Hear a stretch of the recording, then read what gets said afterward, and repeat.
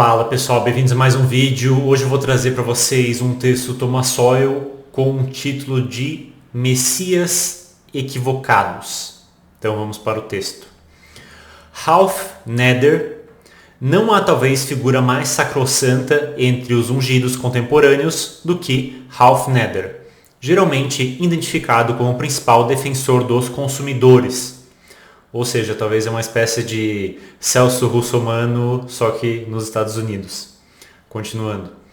No entanto, um dos primeiros escritos de Nader, publicados na revista The Nation em 1959, revelou a mentalidade por trás da defesa do consumidor, quando ele diz que o consumidor deve ser protegido, às vezes, de sua própria indiscrição e vaidade.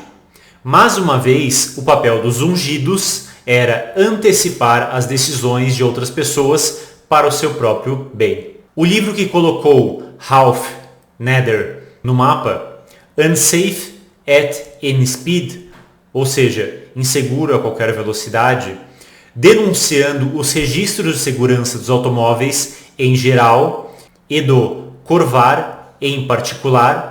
Corvair eu acredito que seja um carro. Será que é o Corvette? Será que Corvette tem outro nome em inglês? Ou será que é outro carro nos Estados Unidos? Não tenho ideia.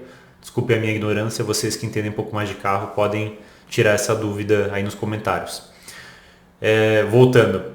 E do Corvair em particular. Também exibiu outra característica dos ungidos: a ignorância das compensações. A tese de Nader era que a segurança automobilística estava sendo deliberadamente negligenciada pelos fabricantes de carros em favor de outras considerações, como estilo e custo. Ele então procedeu a enumerar as deficiências de segurança de vários carros, mais especificamente do Corvair, e mencionou acidentes sangrentos presumivelmente causados por tais deficiências. Um momento de reflexão sobre as implicações das compensações torna claro que, inevitavelmente, além de um certo ponto, a segurança será sacrificada com qualquer produto, no sentido de que sacrifícios ilimitados de outras características, incluindo acessibilidade em prol da segurança, é claro, tornariam esse produto particularmente mais seguro.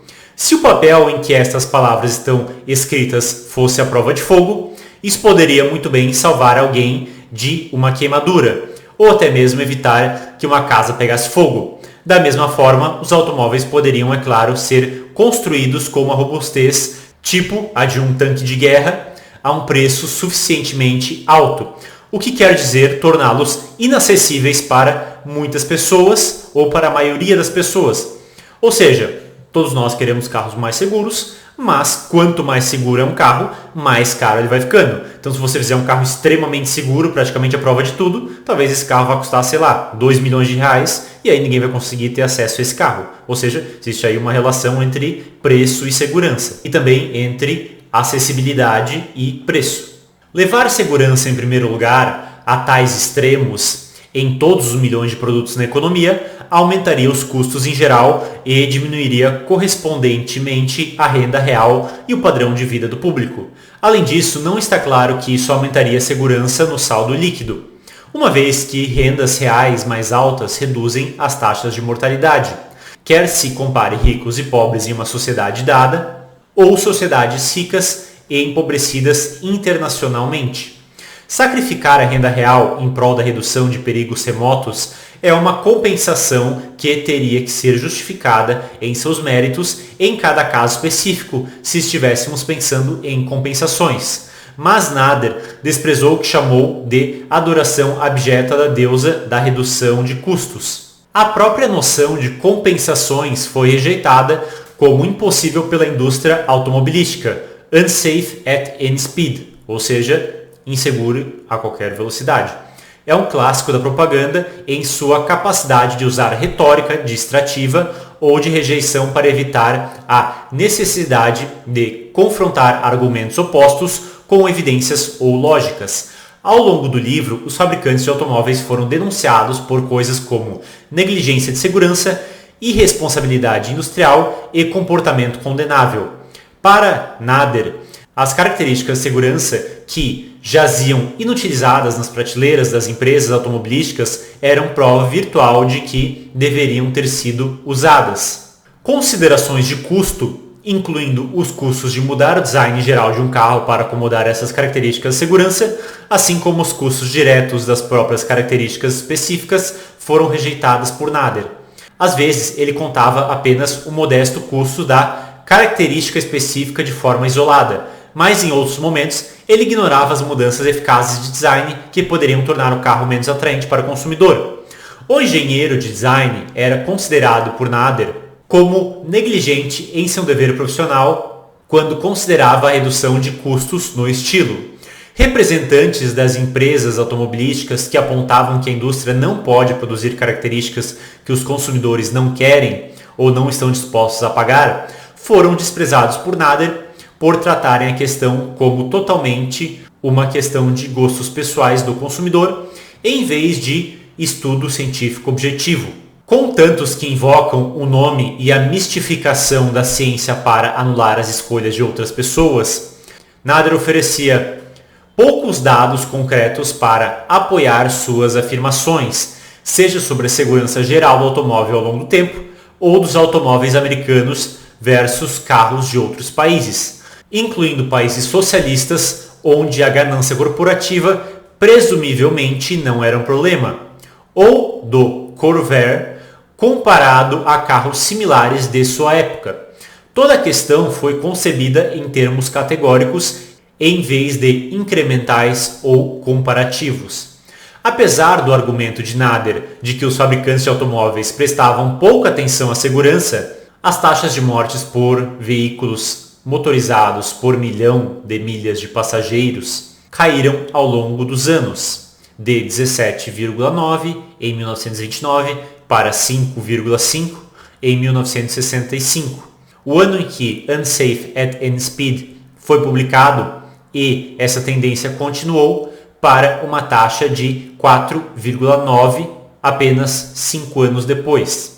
Após a legislação federal sobre segurança automobilística inspirada por Nader e seus seguidores, os naderitas e os regulamentos federais de segurança que inspiraram têm sido amplamente creditados com reduções subsequentes nas taxas de fatalidade automobilística, geralmente por aqueles que desconhecem ou escolhem ignorar a tendência de longo prazo de queda, que já havia produzido uma redução de 2/3 nas fatalidades por milhão de milhas antes de Nader aparecer.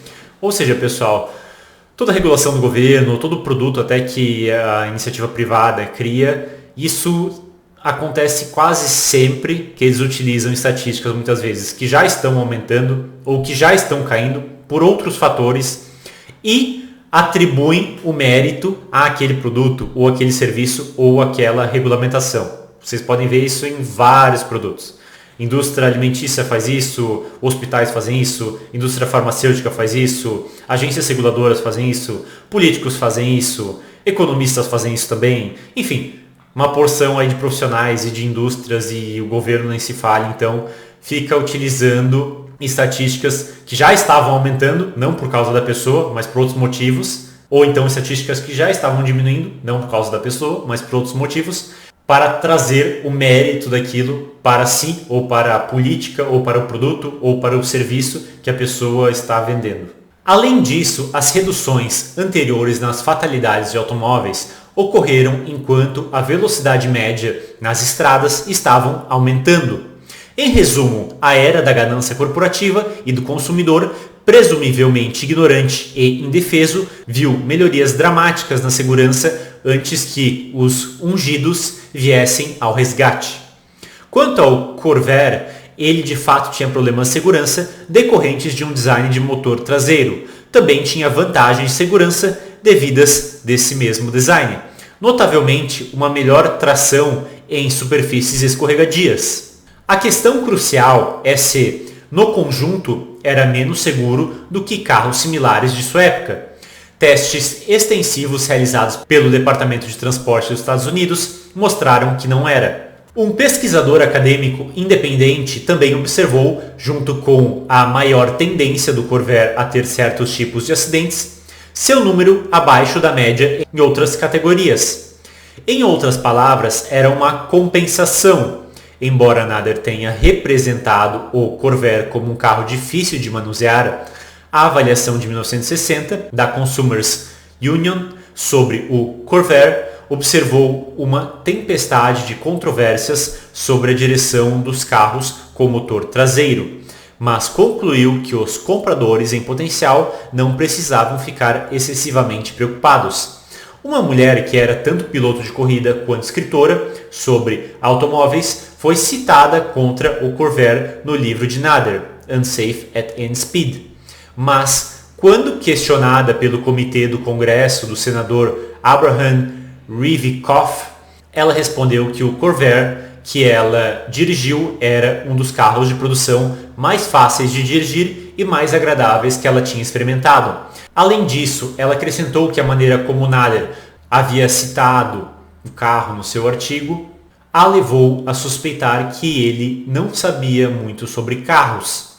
Outro especialista automobilístico entrevistado pelo comitê Ribikoff, a sugestão de um membro de uma das organizações de Nader, disse que não apenas considerava o Corvair um veículo de fácil manuseio, mas também tinha confiança suficiente em sua facilidade de manuseio para comprar uma para sua própria filha, cuja mão esquerda estava paralisada pela poliomielite. Essa confiança foi confirmada mais tarde, quando um pneu estourou enquanto sua filha estava dirigindo o Corvair a mais de 80 milhas por hora e ela ainda conseguiu pará-lo em segurança.